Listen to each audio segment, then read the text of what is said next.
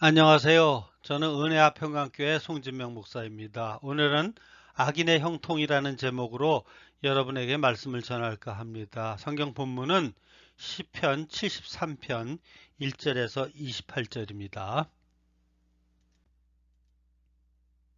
본문은 아삽이 지은 시입니다. 아삽은 레위 자손으로 성전에서 찬양대 수석 의장으로 활동하였던 아주 경건한 신앙인이었습니다.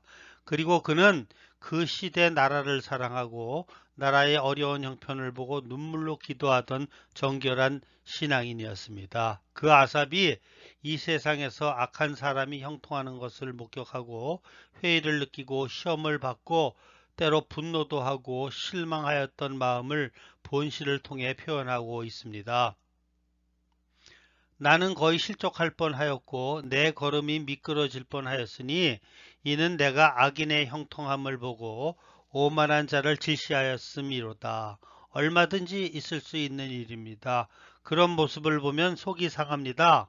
저희는 죽을 때에도 고통이 없고 그 힘이 건강하며 타인과 같은 고난도 없고 타인과 같은 재앙도 없나니 이쯤 되면 약이 오릅니다. 더구나 그런 모습을 보고 다수 백성들이 생각 없이 동조하고 따르는 현실을 볼 때 더욱 약이 오르고 허탈감에 빠지기 쉽습니다. 그래서 아삽은 내가 그 모습을 볼 때 넘어질 뻔하였다고 고백합니다. 그 말은 배교까지도 생각하였다 그 말입니다. 배교라는 말은 하나님을 버리고 더 나아가 하나님을 부정하는 것을 말합니다. 그럴 때가 있습니다. 이 세상에 도저히 있을 수 없는 일이 일어났을 때 대단히 실망하게 되고 낙심될 때가 있습니다. 여기 아삽이 그렇게 실망하여 넘어질 뻔하였다고 고백하고 있습니다. 본문 이것저것에서 아삽은 현대 오늘 우리들이 겪고 있는 현실적인 문제들을 가지고 고민하고 있습니다. 어쩌면 오늘 우리들이 느끼고 있는 것과 똑같은 갈등이고 고민입니다. 1절을 보면 하나님이 참으로 이스라엘 중 마음이 청결한 자들에게 선을 행하신다고 하였습니다. 그렇습니다. 아주 당연한 말씀입니다. 하나님은 선의 하나님이십니다. 하나님은 정결한 사람에게 복을 주셔야 합니다. 그것이 상식입니다. 악인은 실패하게 하시고 벌을 내리시고 책임을 물어야 합니다. 그것이 이 세상 사람들이 생각하고 있는 상식입니다. 그런데 성경은 그렇지 않습니다. 그래서 2절에서 시인은 나는 거의 넘어질 뻔하였고 미끄러질 뻔하였다고 고백합니다. 왜냐하면 악인은 망해야 하는데 오히려 형통하는 것을 목격하고 납득이 되지 않아서 넘어질 뻔하였다고 미끄러질 뻔했다는 것입니다. 너무나 큰 충격을 받았다는 말입니다. 하나님이 두 눈 뜨고 바라보고 계시는데 왜 악인이 형통하는 것입니까? 이해가 안 됩니다. 그래서 때로 선한 사람들이 이 시험이 되는 것입니다. 그런데 더 가관인 것은 이 악한 사람들이 그뿐 아니고 그들은 죽을 때까지도 고통이 없고 힘이 강건한 일입니다. 악한 사람이 잘 먹고 편히 살다가 죽을 때도 곤히 죽습니다. 그들에게 고난도 없고 그들에게는 재앙도 없습니다. 오히려 형통하기까지 합니다. 그러니 얼마나 약이 오르고 속이 상합니까? 그러면 조용히 겸손하게 살면 또 덜 할 것인데 교만이 그들의 목걸이입니다. 하나님을 무시하고 아나무인이라는 말입니다. 그들의 입은 하늘이요 그들의 입은 땅에 두루 다니는도다. 그들은 또 돌아다니며 진리를 다 안다고 큰소리치고 하나님 없이도 잘 살 수 있다고 떠들고 다닙니다. 오늘도 이런 사람들이 있습니다. 하나님 없이도 다 할 수 있고 큰 소리 칩니다. 정말 교만이 목걸이입니다. 그런데 더 속이 상하는 것은 생각 없고 지각 없는 백성들이 그런 모습을 흉내내고 따라간다는 것입니다.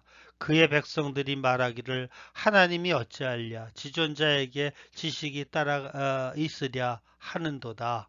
이것이 더 마음이 상하는 일입니다. 지각이 없는 백성들이 그 교만한 사람들의 형통을 따르고 동조하면서 덩달아 하나님을 부정하고 무시하는 삶을 살아갑니다. 오히려 그들의 모습을 부러워하고 하나님을 배교하는 사람들이 나타나고 있습니다. 10절에 잔이 가득한 물을 다 마시며 라는 말은 그렇게 악한 사람들의 모습을 그대로 흉내내고 따른다는 말입니다. 간혹 보면 오늘은 줏대 없는 그리스도인들이 많습니다. 회사에서 돼지 대머리를 놓고 고사를 지낼 때 넙죽 엎드려 절하는 그리스도인들이 있습니다. 딸을 신집 보낼 때 택일하기 위하여 점쟁이 집을 드나드는 그리스도인들이 있습니다. 우리 집 이웃에서 교회를 건축하고 있을 때 집값 떨어진다고 동네 사람들과 제일 앞장서서 교회 건축 반대하고 외치는 그리스도인들도 있습니다. 그 중에 동네 사람들을 선동해서 앞장서서 결사 반대를 외치는 직분자들도 있습니다. 참으로 웃기는 사람들입니다. 아삽이 악인들이 형통하는 것도 속이 상하는데 그 모습을 보고 생각 없이 백성들이 따라 본을 받고 있습니다.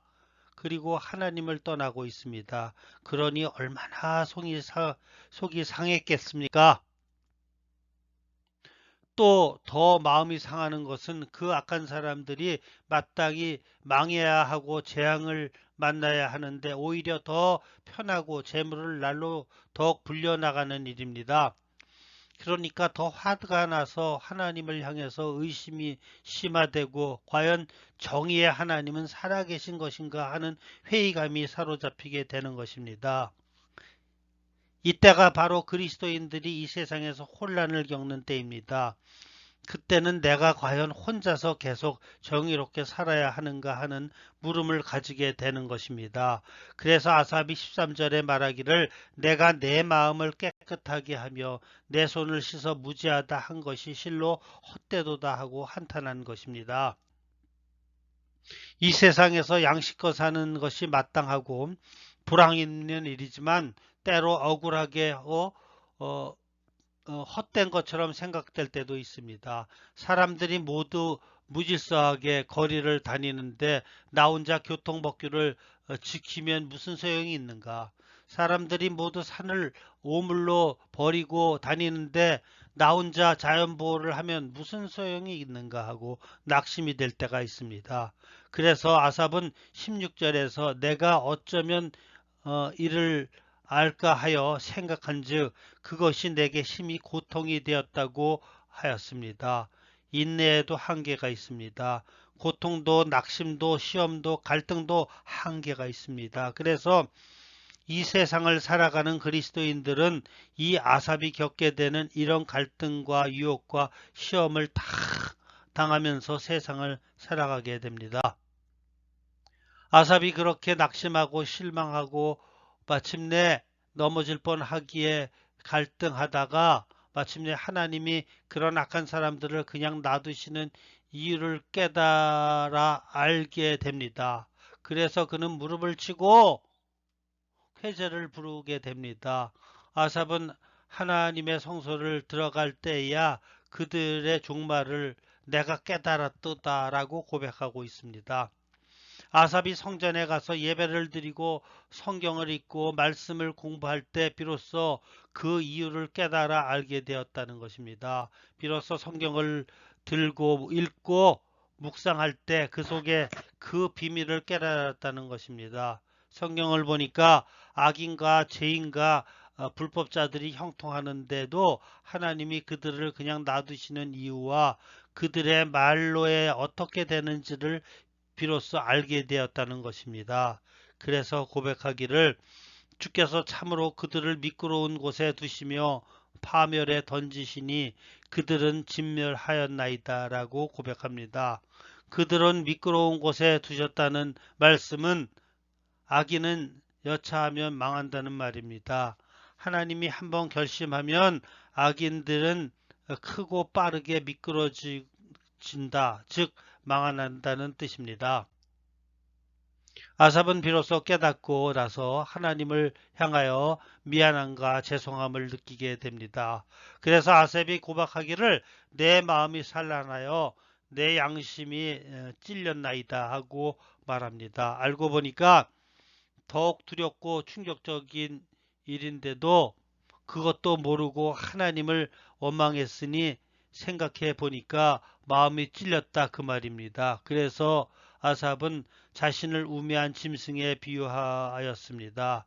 그리고 자신이 그런 모습을 보고 시험을 받고 유혹을 받고 하마터면 미끄러져서 하나님을 부인하고 배교할 뻔하였는데 그렇게 넘어지자 않는 것도 주님께서 오른손으로 붙들어 주셨기 때문이라고 고백하고 있습니다. 그래서 아삽은 여기서 결론으로 두 가지를 말씀하고 있습니다. 하나는 무릇 하나님을 떠나는 사람은 망할 것이다 라는 것이고 또 하나는 하나님을 갖게 하는 것이 내게 복이라는 말입니다. 아주 지당한 결론입니다. 아삽은 이 세상에서 나타나는 일들을 통해서 아주 지당한 메시지와 교훈을 깨달아 알았습니다. 그리고 아주 자신있게 본문에서 결론을 지어 강조하고 있습니다. 이상은 그 시대를 경건하게 살아가던 아삽이 세상을 보면서 겪은 마음으로 생각하고 깨달음입니다. 오늘 많은 분들이 이런 생각을 하고 있을 것입니다. 그래서 실제로 시험을 받고 때론 배교까지 한 사람들도 있습니다. 짧은 생각으로 세상을 바라보면 얼마든지 악한 사람들이 망하지 않고 더 성공하고 형통하는 모습을 보게 됩니다. 때로 악인들도 선한 사람들보다 더 형통하고 더 잘 살고 건강하고 죽을 때까지 큰 고통당하지 않고 조용히 죽는 사람들도 얼마든지 있습니다. 그런 모습을 바라볼 때 아사뿐만 아니고 우리들 자신도 속이 상하고 신앙이 회의가 발생할 때도 있습니다. 오늘 본문은 그런 시각에 대하여 우리에게 메시지를 주시는 해답서입니다. 이 본문이 주시는 메시지의 핵심이 몇 가지 있습니다. 첫 번째, 악인도 형통할 수 있다는 것입니다. 악인도 형통합니다. 누구보다 더 잘 살 수도 있습니다. 건강하게 살아가기도 합니다. 그런 모습을 보면 우리 이해가 잘 안 됩니다. 하나님은 왜 저런 악한 사람에게 복을 주시는가? 이해가 안 되고 의심이 들고 시험이 될 때가 있습니다. 그리고 나는 정직하게 기도를 많이 하면서 양식껏 살아가는데도 아픔이 있고 고난이 있고 때로 실패도 경험하였고 경제적으로 어렵게 살아가는데 왜 저 악한 사람들은 잘 살고 평안할까 하는 실망감을 느끼며 살아갈 때도 있습니다. 어쩌면 이것이 오늘 그리스도인들이 세상을 살아가면서 경험하게 되는 제일 속이 상하는 시험일 것입니다. 오늘 사탄은 그리스도인들에게 무섭게 나타나거나 찾아오지 않습니다. 와서 신앙인들을 넘어지게 하고 부러지게 하고 멸망하는 그런 방법을 사용하지 않습니다. 이제 사탄의 작전도 상당히 현대화되었고 지능화되어서 심리전을 사용하고 있습니다. 오늘 사탄은 마음으로 시험되도록 다가옵니다. 회의에 빠지도록 하고 의심나게 해서 스스로 무너지게 하고 스스로 하나님 곁을 떠나게 합니다. 이것은 어떻게 보면 더 무서운 사탄의 고도의 시험이라고 할 수 있습니다. 악인도 얼마든지 형통할 수 있다. 얼마든지 더 잘 살고 더 건강하고 더 돈을 잘 벌고 뇌물을 바꿔주어도 들키지 않습니다. 그래서 뇌물을 주고 먹고 그럽니다. 그런데 양식껏 살다가 사람들 중에 어쩌다 뇌물을 주다 걸리고 먹다 걸립니다. 악인들은 이 세상의 악의 질서를 너무나 잘 알기 때문에 잘 먹고 주기 때문에 잘 걸리지도 않습니다. 그런데 선한 사람들은 그 길을 잘 알지 못하기 때문에 쉽게 걸리고 넘어지게 되는 것입니다. 악인은 얼마든지 형통할 수 있습니다.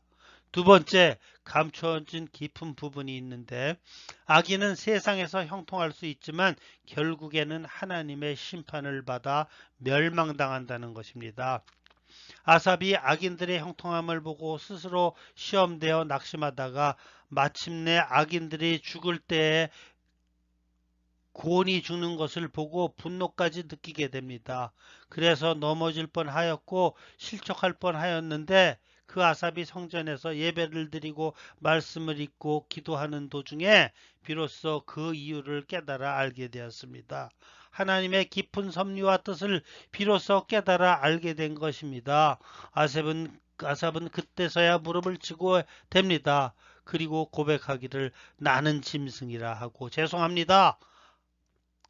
자신을 되돌아보니 그렇게 무지할 수가 없었다고 고백합니다. 그러면 아삽이 깨달은 하나님의 깊은 뜻이라는 것이 무엇입니까? 그것은 악인들을 그냥 놔뒀다가 어느 날 한꺼번에 책임을 물으신다는 사실을 깨달은 것입니다. 그런데 아삽은 그 잠시 놔두는 동안 악인들의 형통하는 모습을 보고 스스로 시험 들었고 낙심하였고 불평을 하게 된 것입니다. 그런 생각이 짧은 자신의 모습을 생각하니 한심했던지 그는 나는 짐승이라고 표현합니다. 너무 무지하고 무식하였다 그 말입니다. 인간이 알면 얼마나 알겠습니까? 그런데도 지금도 큰 소리치며 살아가는 사람들이 많습니다. 알면 얼마나 안다고 말입니까? 신앙에도 지식신앙이 있습니다. 이성신앙이 있습니다. 그 수준으로는 이 세상의 이치를 전부 아는 듯이 떠버리는 사람들이 있습니다. 그 이성신앙으로 스스로 판단하고 스스로 결론 내리고 스스로 시험 들고 회의를 느끼다가 그 회의가 깊어지면 배교까지 하는 그런 무지한 모습을 내려다 보시는 하나님의 마음은 어떤 마음이시겠습니까? 그 모습을 보시고 참으심이 하나님의 마음입니다. 내가 하나님의 성소에 들어가서야 비로소 그 까닭을 알게 되었다. 아삽이 기도하고 묵상하고 말씀을 읽고 나서 비로소 그 깊으신 하나님의 숨겨진 뜻을 알았다고 고백합니다. 여러분, 이 경우를 이렇게 이해하면 빠를 것입니다. 옛날 제가 어렸을 때 보니까 명절 보름 전쯤에 암돼지에게는 먹이를 조금 주었습니다. 그런데 수돼지에게는 먹이를 많이 주었습니다. 그러니까 암돼지는 죽는다고 소리를 질러댔고 수돼지는 아주 개걸스럽게 혼자 그 많은 먹이를 다 먹어치웠습니다. 그래서 수태지는 살이 뒤룩뒤룩 쪄서 돌아다녔습니다. 저는 어렸을 때라 그 이유를 몰랐습니다. 그런데 수태지에게만 먹이를 많이 준 이유를 나는 명절 전날에 가서야 비로소 알았습니다.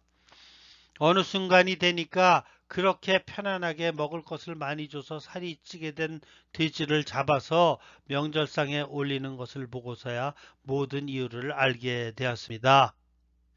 여러분 평소 편안하게 해주고 실컷 먹도록 해주고 어느 명절날 죽고 싶습니까? 하나님께 멸망당해 지옥 갈 악인은 이 땅에서 형통하도록 마음대로 놓아둡니다. 그래서 악인은 이 땅에서 그렇게 평안하게 지내게 하고 실컷 먹게 해주고 형통하게 해주지만 어느 날 죽어서 한꺼번에 책임을 물어 영원한 지옥으로 보내지게 되는 것입니다. 이 시편 기자가 바로 그 점을 깨달아 알게 된 것입니다. 그래서 이 시인은 무릎을 친 것입니다. 그리고 본시 끝에 가서 결론으로 이렇게 말합니다. 무릇 하나님을 떠나는 사람은 망할 것이다. 하나님을 가까이 하는 것이 복이다. 여기서 더 붙일 말이 무엇이겠습니까? 우리는 생각이 짧고 지혜가 짧아서 좀 깊이 감춰진 것을 볼 수도 알 수도 없습니다. 그런데 그 짧은 생각으로 스스로 판단해서 스스로가 시험에 대고 들고 낙심하는 경우들이 참 많습니다. 풀리지 않는 문제에 봉착하게 되면 좀 놔두고 생각하다 보면 하나님께서 깨달아 알 수 있는 기회도 주시고 지혜도 주십니다. 하나님은 그렇게 해서 이 세상의 사람들로 하여금 깊이 감추어진 하나님의 섭리와 깊은 뜻을 알게 하시고 깨달아 따르도록 하시는 것입니다. 아삽도 우리들과 똑같은 마음으로 그 시대를 살면서 똑같은 의문을 가지고 스스로 시험을 받았습니다. 그리고 스스로 낙심하고 갈등하고 넘어질 뻔하기까지 하였습니다. 그런데 그가 하나님 앞으로 더 가까이 나아갈 때 비로소 그 깊으신 하나님의 뜻과 숨겨진 섭리를 비로소 깨달아 알았던 것입니다. 그리고 그는 고백하였습니다. 하나님께 가까이 함이 내게 복이라.